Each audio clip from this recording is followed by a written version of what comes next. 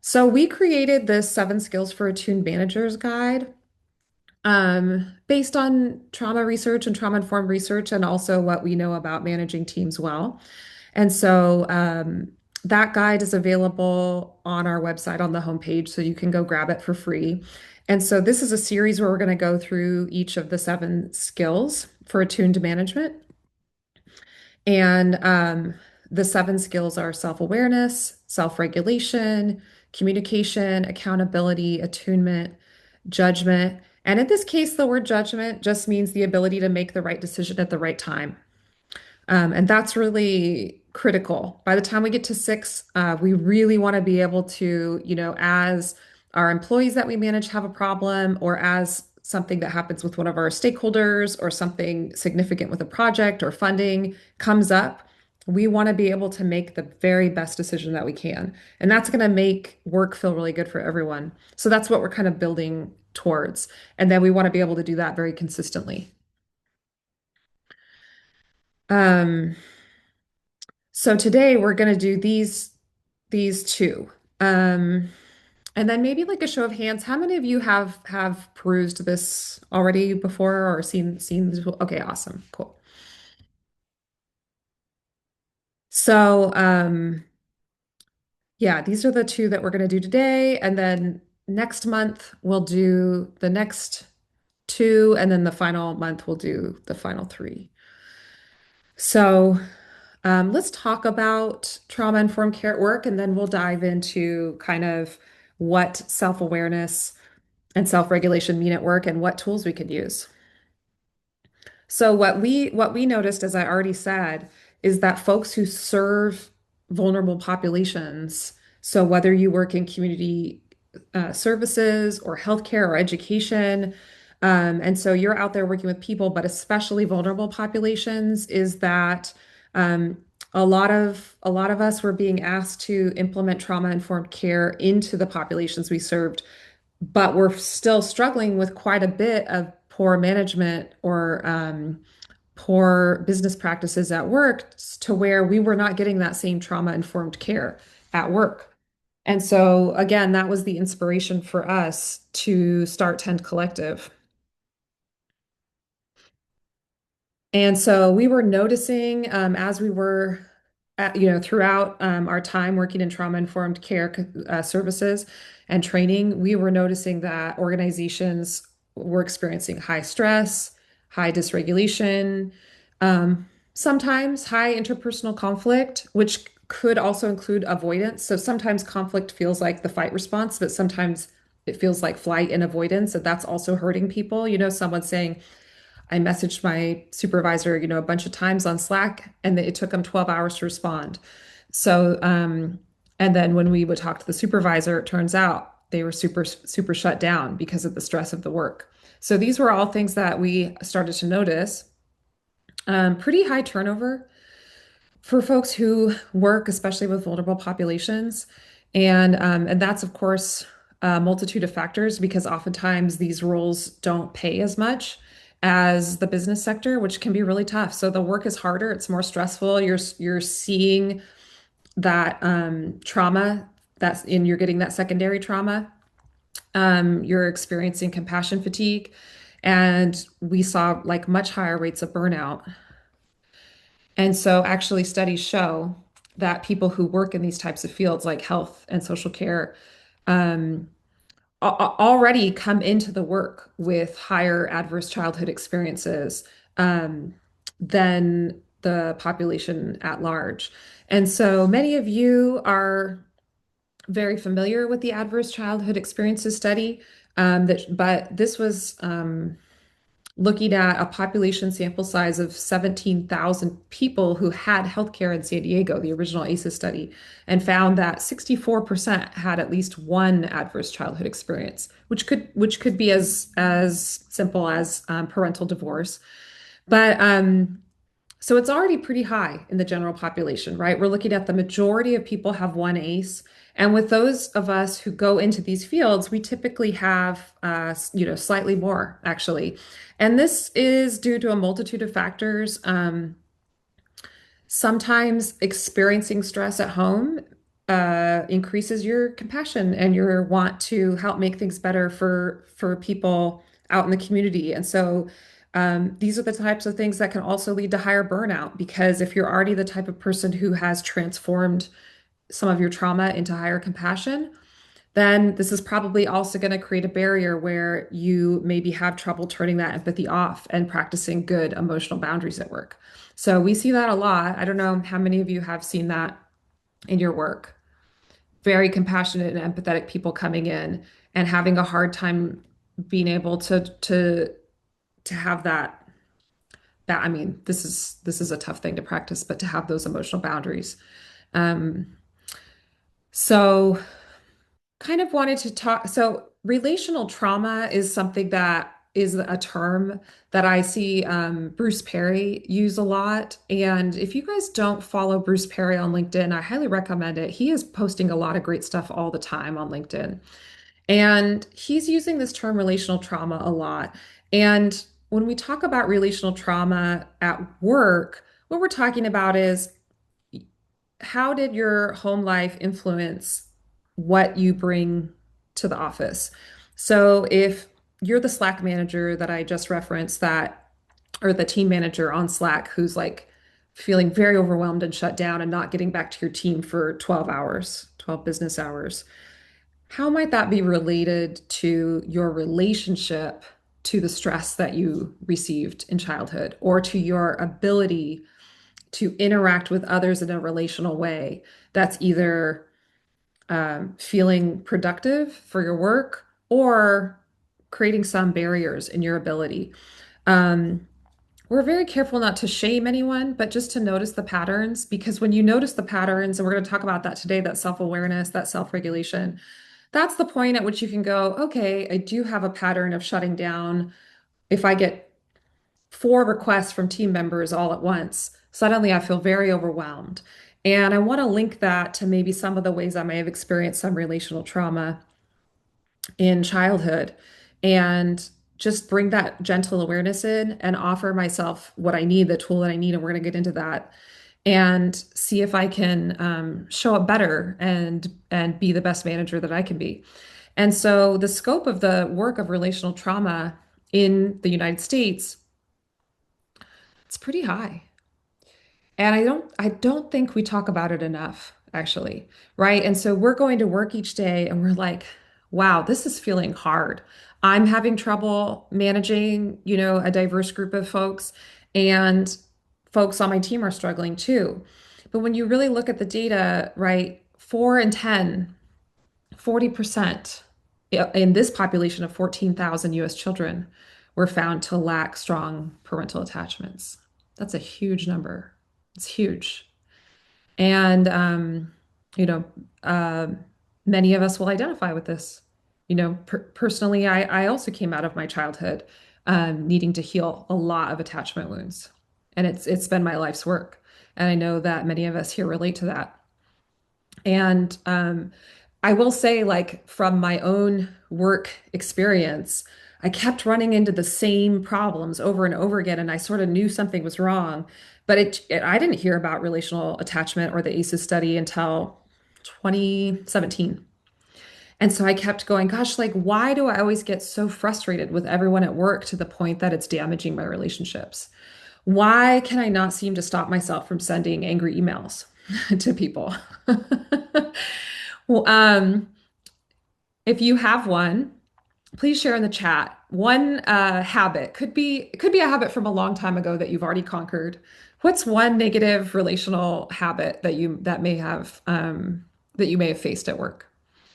Another one for me is control issues.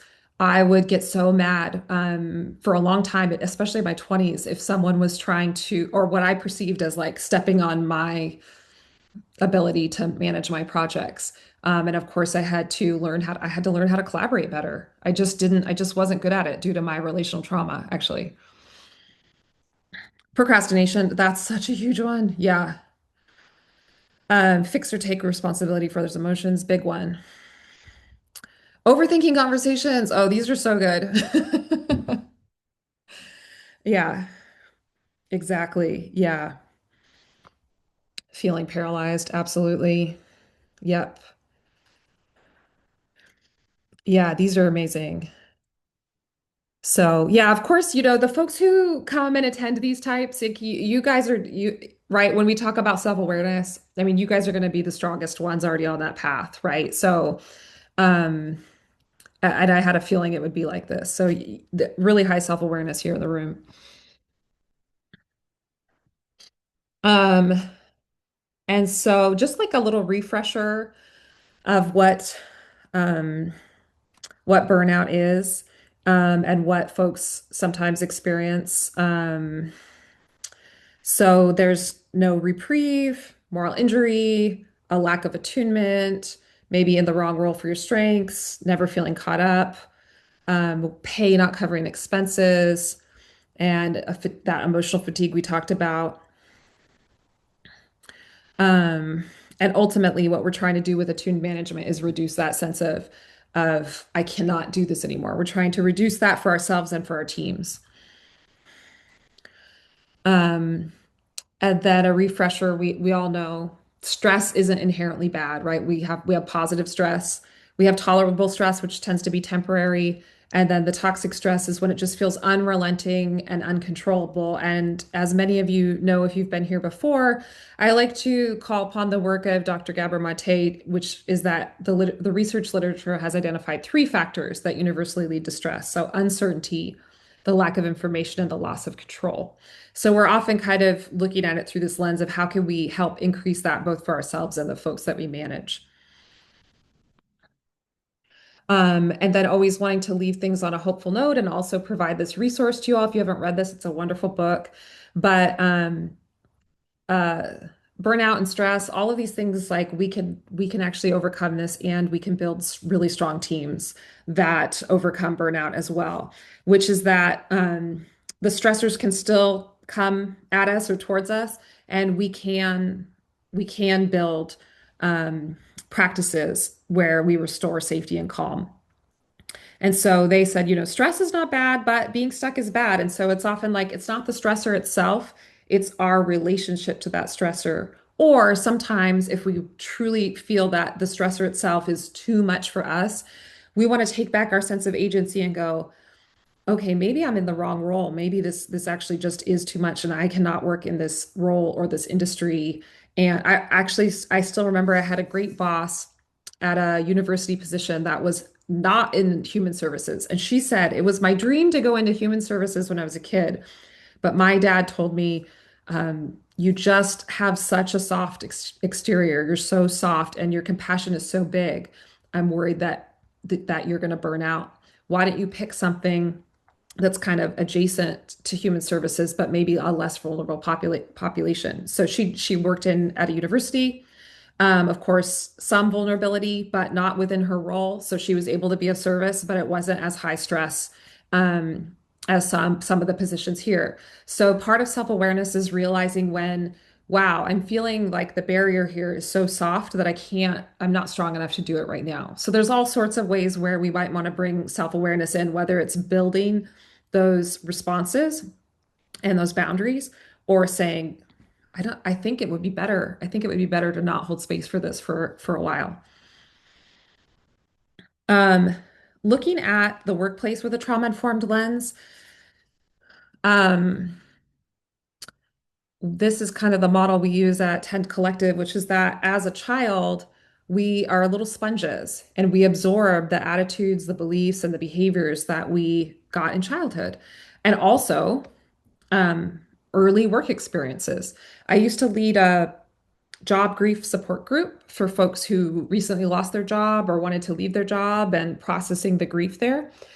And we would do an activity where we looked at what did our very first jobs teach us about the workplace.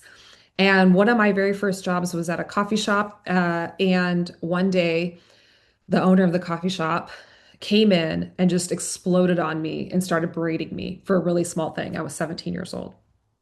And so, what did I learn about the workplace from that experience? That I can't rely on the people in charge, or that they're going to be very emotionally volatile, or that you cannot make a mistake. So early childhood experiences, but also early work experiences kind of form our attitudes, beliefs, and behaviors. And we bring those into the workplace. And then other people bring theirs. You all are bringing yours. And it combines to create the work culture. And so when we leave those unquestioned and unexamined, a workplace can start to organize around everyone's trauma. And sometimes the least regulated and least self-aware and the most dysfunctional employees can dominate the culture. So raise of hands if you've ever seen that happen in an organization. Yeah. Um, and so pretty soon, um, all the things that we've talked about can uh, can manifest. And Collective is a consultancy, and so we help teams with low morale. Um, we integrate principles of psychological safety. We implement structure, norms, and agreements. We do a lot on one-on-one training with managers on different management skills, especially in a trauma-informed way, where we look at what triggers might be coming up, and that's what we're going to talk about today. What triggers might come up that prevent us from being the best people manager that we can be, and how to notice that in the people around us as well. And we train teams on self-regulation skills. So, and we typically what we do when an organization reaches out to us is we do an assessment. So we interview all the major stakeholders, usually senior managers, and we put together an assessment document. Here's what we noticed, here's what we recommend. And then it's typically some form of coaching, training, and uh, putting together maybe like this is the structure that your organization needs to function well. So feel free to reach out with any questions. Great. Let's get into self-awareness. So let's go ahead and take a little inventory and let me see. This one I can make it bigger. Okay. So go ahead and take a few moments, maybe grab a pen and paper.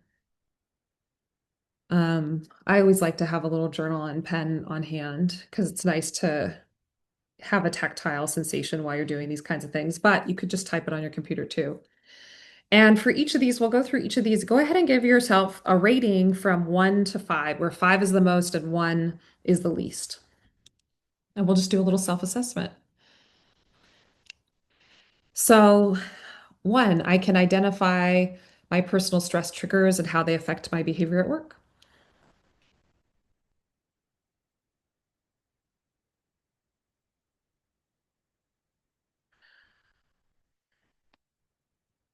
2, I regularly reflect on how my communication style lands with different people.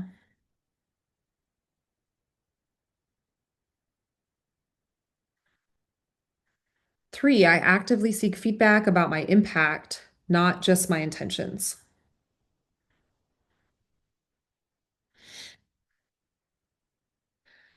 4, I'm aware of my biases and how they influence my decisions.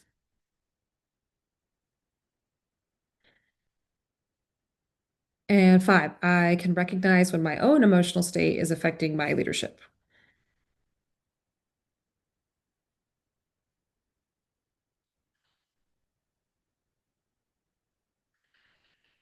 So this is a nice little baseline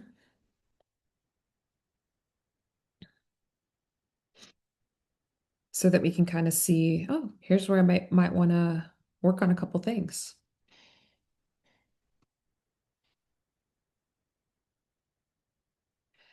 So I'm going to talk about, so this is a content advisory. I'm just going to be mentioning a specific type of childhood trauma. So just to be aware, that's on the next slide. But when we talk about science and the barriers of awareness, here's a study that's interesting that came out that early maltreatment can negatively affect interoceptive awareness. So when we talk about awareness, here we have on this slide, and noticing, like, let's see what's on here. Um, identifying my personal stress triggers and how it's affecting my behavior, or recognizing my own emotional state. A lot of that has to do with, can I recognize like what's going on in my body in the moment? And studies show that if you have certain types of abuse, and so this is something good to know about ourselves, because these types of ACEs affect many of us, or the folks that we maybe manage or our colleagues, is that that ability to know how we feel in the body is gonna be potentially negatively impact depending on what we experienced in childhood. So something to keep in mind. And this is a study that came out recently in December. So. And I'll send everyone the slides so you can check out the full article. So the five stages of interoceptive awareness are noticing, naming, linking the feelings to the sensations, understanding the impact that that has on others, and then managing that. And so that's essentially what we're going to talk about today, the noticing and the managing, the self-awareness and the self-regulation.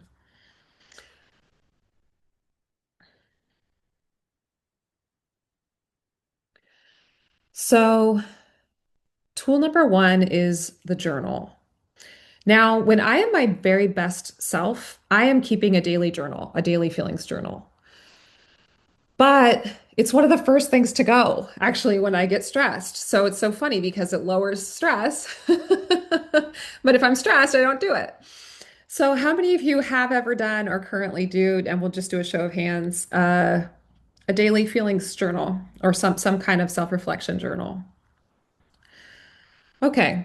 So this is something that when I work with folks one-on-one, I'm pretty much implementing this every time, is that we want to take time for reflection every day. And there's some great folks out there. The most well-known one is the Artist Way.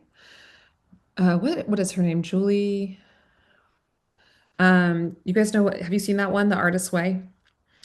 But she talks about this practice of morning pages, that every morning you want to get up and write something down that's creative. Um, and so, and there's a few other folks who have a great daily journaling practice. But this is one of the strongest ways to build our self-awareness, is just like a few minutes, 5 minutes, 2 minutes every day. How am I feeling? What went well? What could I have done differently? What was I feeling? And to just let it be free form as a form of creativity. There's no right or wrong answer. And this is such a great start to the practice of self-awareness, is just this daily check-in, because we can get going on autopilot and just day after day and we go, gosh, what am I doing? But if we kind of stop and check in with ourselves, not only are we building self-awareness, but we're showing through our actions and our behavior that we care about ourselves. So I highly recommend. I get these paper moleskin journals. They come in like a 3 pack. And I try to journal um, my best self. I'll journal for 5 minutes a day. I actually recently lost a journal somewhere out in the world in the wild, and I'm like, oh my gosh, whoever finds it is going to have all my feelings for the last month. So, okay. This is one of the biggest tools that I use to journal, which is feelingswheel.com, or you could just Google feelings wheel. And so when you go to feelingswheel.com, you can actually turn the wheel around with your cursor. And the reason there's more negative emotions than happy emotions is that we do have a negativity bias in the brain, and that is a safety evolution. If we can detect negativity more quickly, we could go into fight or flight response more quickly and protect ourselves. So it's something to be mindful of, that we will tend towards negative emotions. And also, it can be nice to pay attention to those a little more quickly if they're having a negative impact at work. But also, if you're like, I want more happy ones, that's something where you could put together a list of even more positive words as well. But there's definitely more, slightly more negative words on this, on feelings wheel. But like for example, if you're kind of like, oh, I notice I'm angry, you're like, am I mad? Am I aggressive? And then further down, furious, jealous, provoked, or hostile. It's nice to get into the nuance. Another great resource is Brené Brown made a book. What's it called? Something of the Heart, Atlas of the Heart. How many of you guys have read that one? Okay, awesome. Highly, highly recommend getting that book. She defines, I don't even know how many emotions she does, but in really beautiful, beautiful ways. Um, this is also a life's work because the stronger we feel taking strong feedback, the more we get to build ourselves, the more we get to grow. But however, it can be really hard. Um, so due to that, relational trauma or childhood experience of relating to others, it can often be so hard to receive feedback and be able to handle it. But we can turn this into a practice where we coach ourselves or soothe ourselves or emotionally regulate ourselves so that we go, okay, right now I'm inhabiting my highest, most adult self while holding space for the child self that's hurting. And I'm going to ask for actual feedback of actually, gosh, what did I not do well? And what can I do better? And so integrating this practice where we um, find some strength in the body. Sometimes I'm helping folks like where identify right now. Actually, we could all do it. Go ahead and scan your body right now. And where do you feel strong? Usually in my legs, I feel very strong. And you can kind of focus there and go, okay, there's this place where I'm feeling very strong in my body. And now I'm going to be able to ask for that feedback I really need. Hey, what did I not do great in this performance? Like, what can I do differently? Or how did that land? How did that impact you? Um, and the more I've been able to take strong feedback, the more I've been able to grow and increase my self-awareness and be a better leader and manager and and often notice where my triggers where my triggers are. For example, the angry emails I used to send in my 20s. Um, so does anyone else, you can either put in the chat or you can come off mute, have a self-awareness tool you want to share with the group? Oh, Julia Cameron. Yeah, awesome. Okay. An app on your phone. Which app, Shannon? It's just the Feelings app with Apple, but I've also been more consistent, I think, using the Calm app. They have a series of questions that they kind of walk you through, and I really like that one. What is that one called? Calm, COM or COMM? CALM. It's Oh, calm, calm, calm, calm. yeah. Sorry, I'm just um there's also one, is it unwinding anxiety? Something like that. Um, with a really great anxiety teacher that's really good. I'm pretty sure that's the name. And then there's another one that's like in development by this influencer named Brie Larson, and it's called like the Dots app, and it's for iPhone only. Or Brie Larson's the actress. Her name is Brie Des Design Love Fest. Do any of you follow her? Do you know who I'm talking about?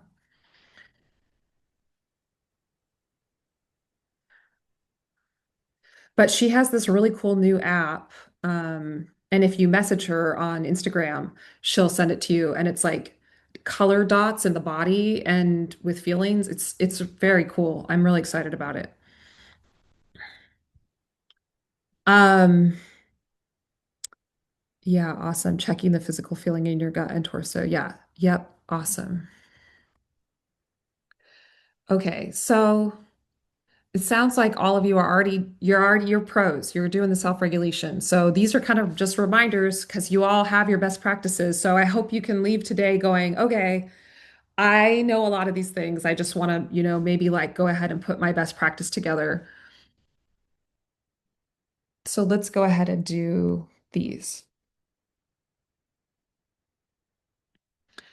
So grab your pen. So on a scale from 1 to 5, 5 is the most. Number 1, I can pause before responding when I feel reactive or triggered.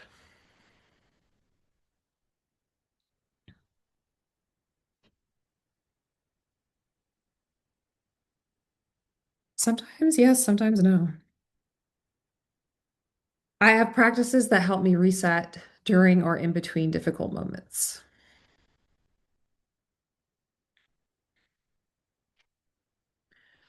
I don't discharge my stress onto my team through my tone, urgency, or irritability.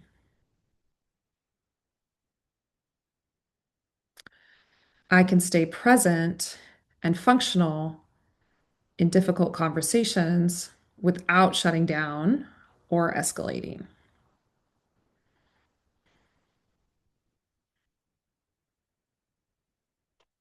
And the last one is I know when I am outside of my window of tolerance and I take steps to return before engaging.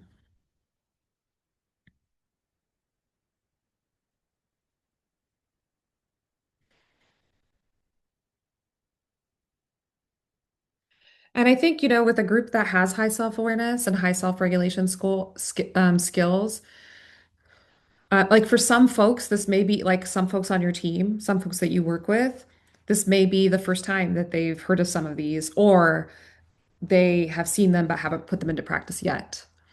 Um, but for you, kind of the next bigger questions might be like, in which situations am I able to pause? And which ones am I not able to pause? And kind of getting more into the nitty-gritty there.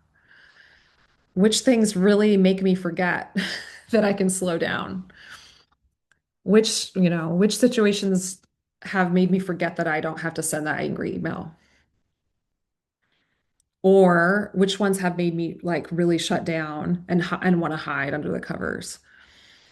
So, even though obviously I think all of us have probably seen some version of this window of tolerance uh, graphic many times, it's still always nice to check in again and get this visual and to remind ourselves, especially hypoarousal. I think right now, what I'm noticing across the board is that starting with COVID, leading all the way up till now, um, a lot of us are using the short video content on TikTok or Instagram or Facebook to self-soothe when we're in hypoarousal. And it's become an interesting new modern challenge to be aware of. But a lot of us of every age group. So it's not just young people, but it's something that has been designed to be the most addictive possible. It's like a new drug, basically. And we're feeling very dysregulated and in a state of almost shutdown. And these are the times when we may reach for something very easy that's already in our hand or pocket, like or on our desk, and just go for those short form content videos and to help us feel more regulated. But it's important to identify that as like I'm in a state of freeze actually. And I'm searching for this to help me regulate. And then whoops, an hour has gone by. And again, we are noticing this pretty across the board of just how addictive this type of content is, or any content where you can scroll. Um, and I will say that sometimes it's an elephant in the room with remote work. Um, so sometimes we may want to think about if we do have remote folks, is the ease of use of a phone while we're at home.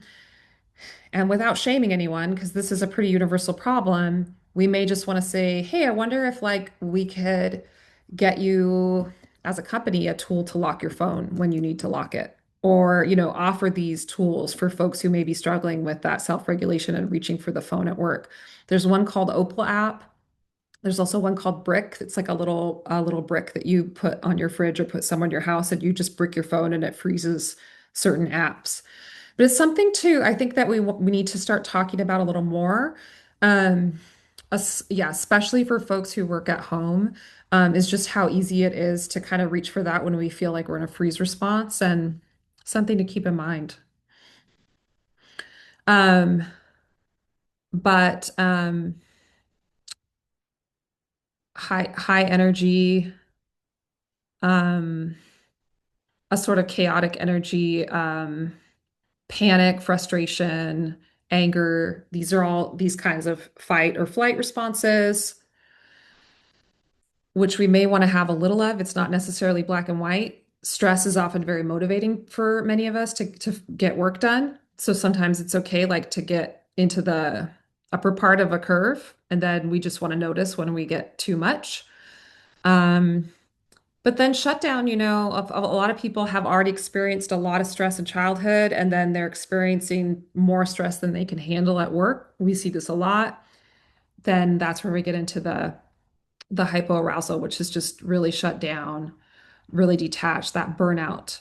And we see this a lot, and then sometimes it's harder to notice than the hyperarousal because it's a little more socially accepted.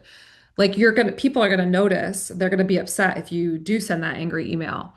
But if you're just kind of numbed out and checked out, it's a little more socially acceptable, but it's also can be very destructive. Um, okay. Noticing your body's response. So, Don, you already mentioned this one, which is great. But just being able to notice that clenched jaw. Clipped responses is seriously, I'm an expert at clipped responses. I can get so mean when I'm dysregulated. Uh, what for you guys, go ahead and share in the chat. What is an early warning sign of dysregulation in your mind or your body? Heart racing, chocolate that you reach for to self-soothe. Yeah, same. A tight neck, that's a good one. Neck and shoulder tension, yeah. I just can't with this person. Yeah, totally.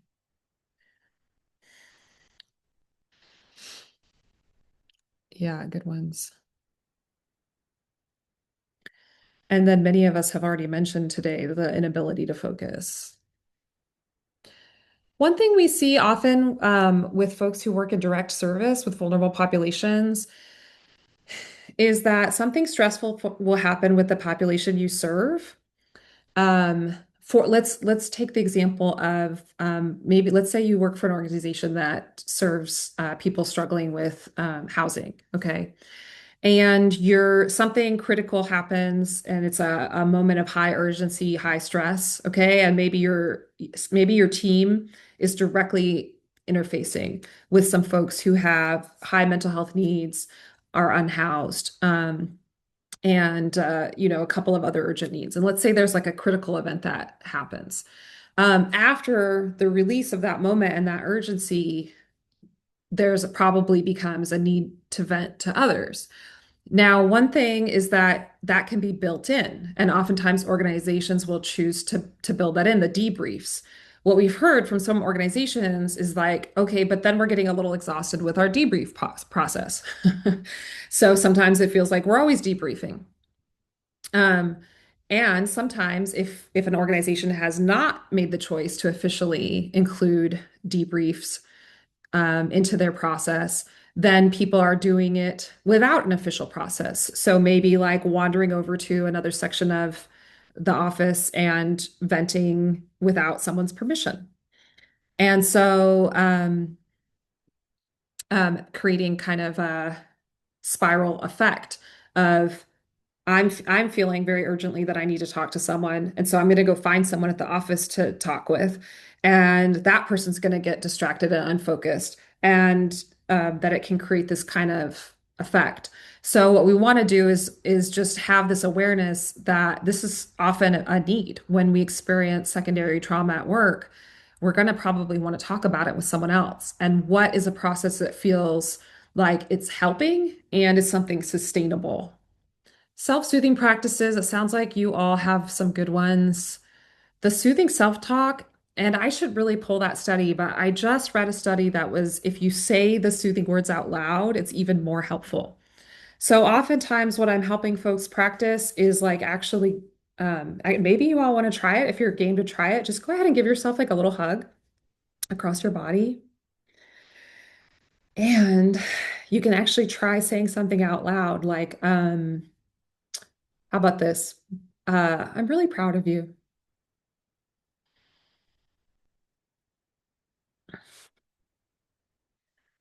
And offering ourselves that self-soothing and self-nurturing, especially if we may have missed some key moments through that relational trauma in childhood.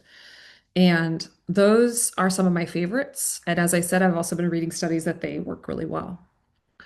Um, but going for a walk, birds or nature sounds. Does anyone do binaural beats? Laura, yeah. So that's something you can find it on YouTube and just search for binaural beats and just put that on. And it's a certain type of music that helps regulate. Works for me really well, personally. Now they have devices, and the studies are mixed so far, but I'm very curious. Has anyone tried a regulation device, like a vibrating thing that you put on yourself, or like a, yeah, I haven't used any of them yet. Many years ago, someone had one where that you it was like a vest. Someone had it at like a conference, and you listen to it with like the binaural music or something else that's soothing, and the bass, you feel the bass vibration like more closely to your body, and that was very regulating. So I'm these things are not because they're expensive, they're not widely available, but it's kind of exciting. Um, five senses activities where we just notice what we're seeing or touching or tasting. Um, okay, awesome. Thanks, Jackie. Um, Again, that co-regulation that we just talked about, right? Sometimes it can be really good, sometimes it could be disruptive. Um, Drinking water, eating a healthy meal, and of course, shaking it out. That one always like looks weird, but it's very regulating, and I highly recommend it. What else? Go ahead and put in the chat. What are some of your other regulation tools?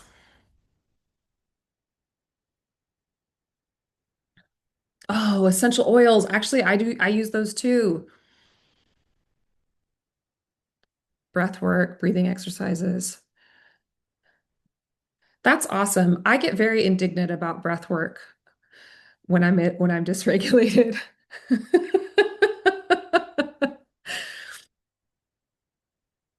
Oh, drinking water through a straw. Oh, that's a good one. Guided meditations, very good. Yeah, and like apps like Calm. Also, there's another app that I'm like, oh, there's so many good apps. Insight Timer, so many good ones. Yeah. Or Pema Chödrön, the book Heart Advice for Difficult Times. Wait, what's the name of it? There's a Oh, When Things Fall Apart. When Things Fall Apart. Have any of you read that one? Yeah, Dawn, you have.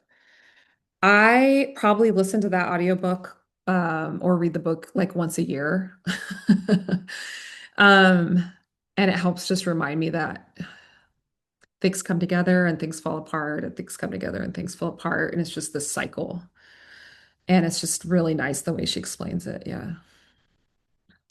So, um, I just want to end with this is kind of what we tend to teach as our method when we work with managers. So, like, if your org, at some point wants to work with Tend Collective, we have this model, which is what we've just gone through. This kind of you want to have the self-awareness first before you can attune to other people on your team. And then you can bring in that acknowledgement or that discernment or what we're calling judgment as well for what the moment needs.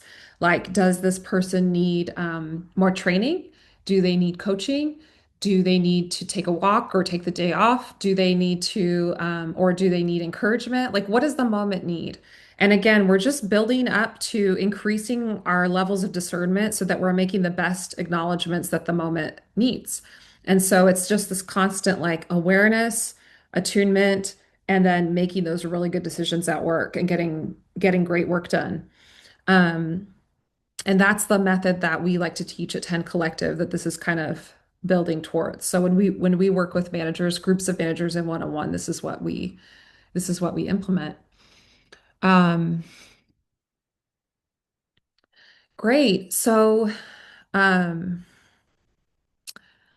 Awesome. So that's everything for today. And the next one we'll do the communication and whatever the next one, maybe it's attunement, comes after that. So we'll do that in August, and we'll go through the whole guide and just look at all the little steps. And thank you all for joining. I mean, I hope you guys, I mean, this is right, this is really like an expert group, which is so nice. But hopefully it's just a reminder that we're all in this together. We're all out here serving these populations and trying our best and trying to have the biggest and greatest impact that we can. And also, we want to make sure that we are taking good care of ourselves and feeling good. So, as you look around this room today, here we all are together doing it. And I think that's so beautiful. And it gives me a lot of hope to know that you all are out there. So I really appreciate all of you.